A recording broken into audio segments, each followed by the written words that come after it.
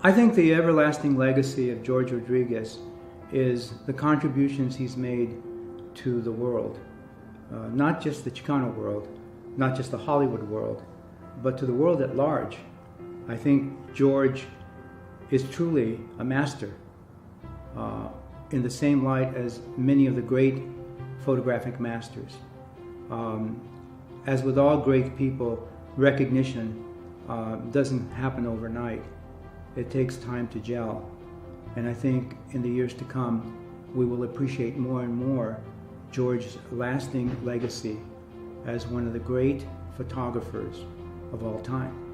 What's George's legacy? I think we're just seeing it take shape right now.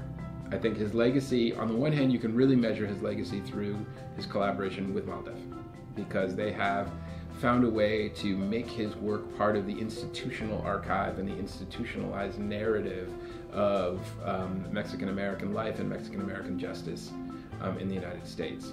So I'm so grateful that that collaboration exists, because his work has that kind of support and framing that has led him to be acknowledged by the Smithsonian. His work is in the Smithsonian. This is a huge achievement.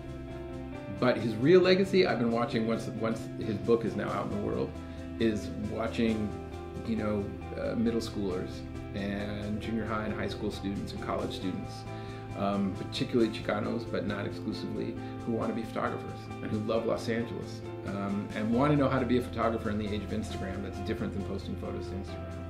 Like, what does it mean to see your city? How do you see your city? And why does that matter? And I think watching George interact with young people has been an unexpected bonus and pleasure of knowing him. I think that whether he knows it or not, he's influencing a lot of people right now and changing the way a lot of young people are seeing Los Angeles. My first impression of George is that he's an exceedingly quiet, humble person, unassuming. He just goes about doing his business, which is photography. Whether it's a beautiful haunting photograph of Cesar Chavez, whether it's a beautiful photograph of, Latino students marching, he just captures the anger, the anxiety, the dreams, of our people working to achieve equality in this country. What has driven George throughout his life first is his family, his passion for Los Angeles. He's a native Angelino, was born and grew up around downtown LA. And most importantly, for the Latino community, a passion for the Chicano movement. He and I were products of the 60s. We're proud to be Chicanos. And we're proud of having been involved in some of the most eventful events of the Chicano movement. I think there have been political issues and social issues that have driven him, certainly, if you look at the body of his work. I think there's been an excitement and a pleasure around celebrity culture and Hollywood, the music business and musical performers that drives him. All of that's true on a practical level.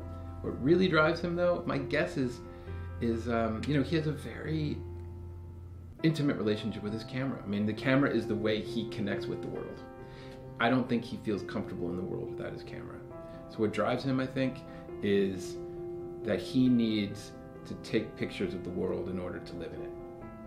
I don't know that George has a single greatest achievement. I think George excels on so many different fronts. But if I were to say what his greatest achievement is, it is to capture the totality of the human experience, the universal aspects of who we are as people on the face of this earth, and to do it with just a click of a camera.